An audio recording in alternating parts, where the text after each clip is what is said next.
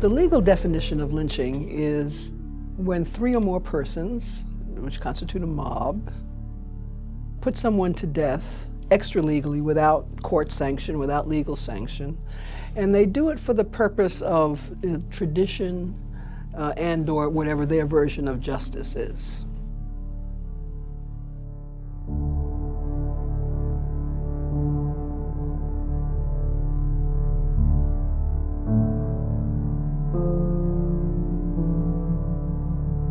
And this becomes a legal definition by the 1920s of the NAACP and their struggle, of course, against lynching and trying to make lynching a federal crime.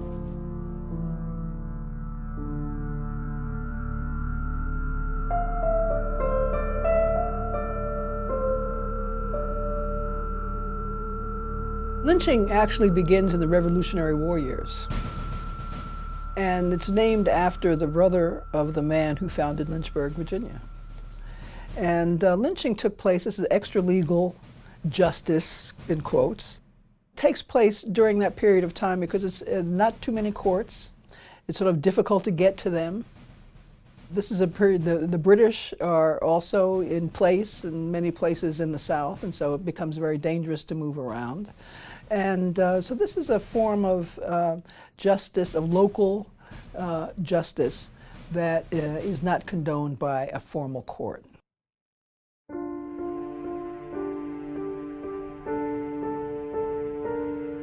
It's interesting, it's not until 1886 that the number of black lynch victims actually exceed the number of white lynch victims. So this is an American tradition that becomes racialized later for a number of reasons.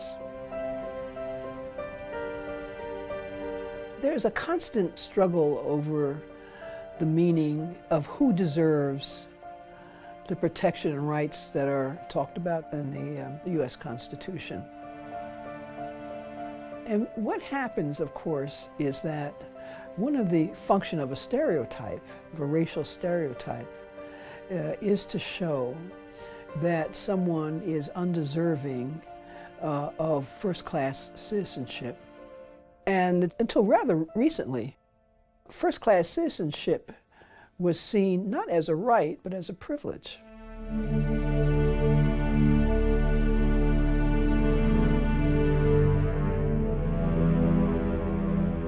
And it was a privilege accorded to those with a particular character and who lived their life in a particular way and had the honor that you are talking about. This really stymied activism because in the history, African-American history, there is which still exists to some extent, a big conservative element that really says, you know, if we live our life a certain way, we're going to become first-class citizens. Because that's what the Constitution says, but it's a privilege, it's not a right.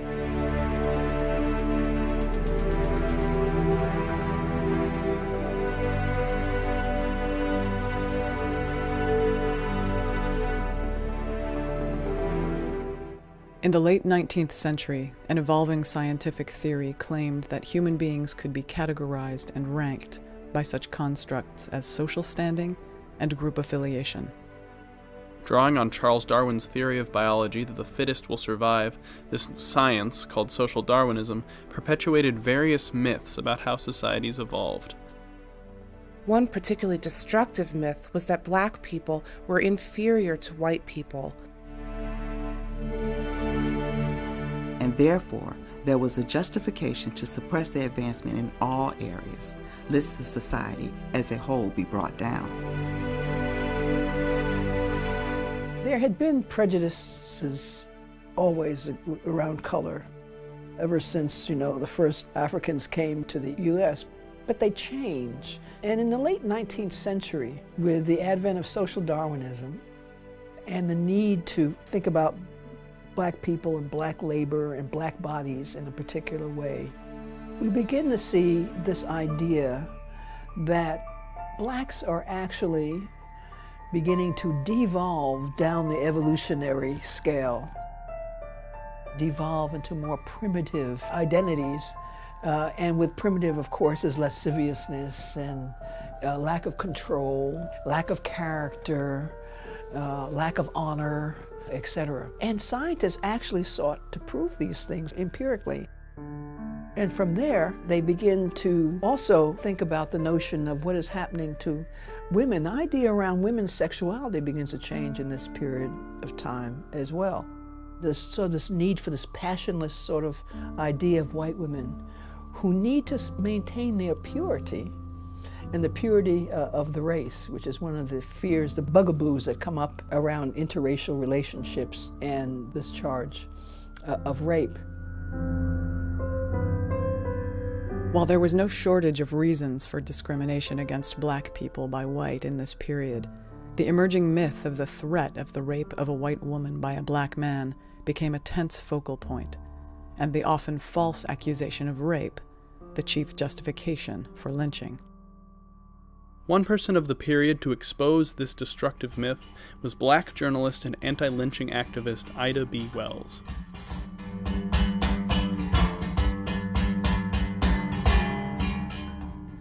Ida Wells was an activist, a woman who was born in Holly Springs, Mississippi in 1862. And in 1892, a very good friend of hers was actually lynched in Memphis, Tennessee, by the name of Tom Moss and two other men along with him. And what she begins to understand is that lynching is really taking on a new kind of face, quite literally.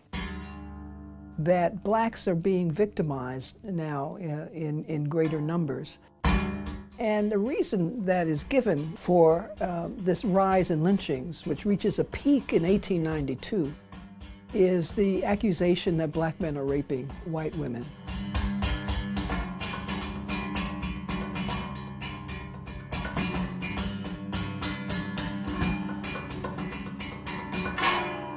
And she says it's new because there's no history of this in the numbers that people are professing.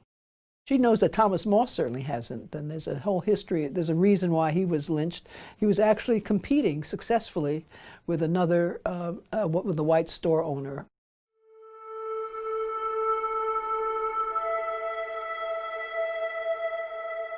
So what she does, which is really makes her so interesting, I think, an activist, is she becomes an investigative reporter.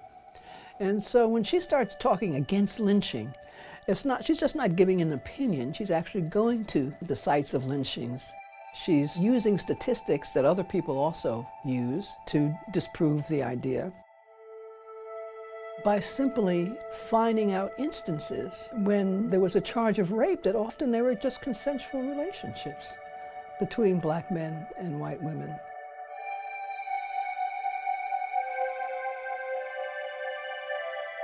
And that in and of itself it turns the world upside down. Because if it's consensual, black men aren't monsters, as even now the social scientists are saying.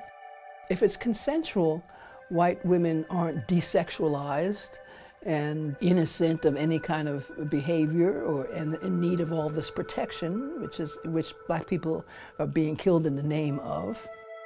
So it's a notion that really involves all of them, and they're all often dependent on the other and defined in opposition to the other. You can't have white people if you don't have black people, right? With all of the characteristics that are also defined in opposition to one another. I mean, this is one reason why you have to have lynching, that even segregation, there's too much equality. I mean, you have to have something that really distinguishes white people from black people. And having black people be lynch victims and white people are able to be the spectators, now that's different. Now that is a difference that is consistent.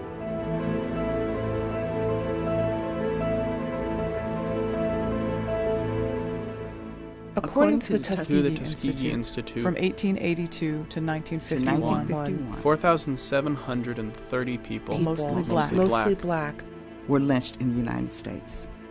They were tortured, hanged, burned alive, dragged behind trucks, and in several cases their bodies were were dismembered, and the pieces either discarded or kept by many as souvenirs.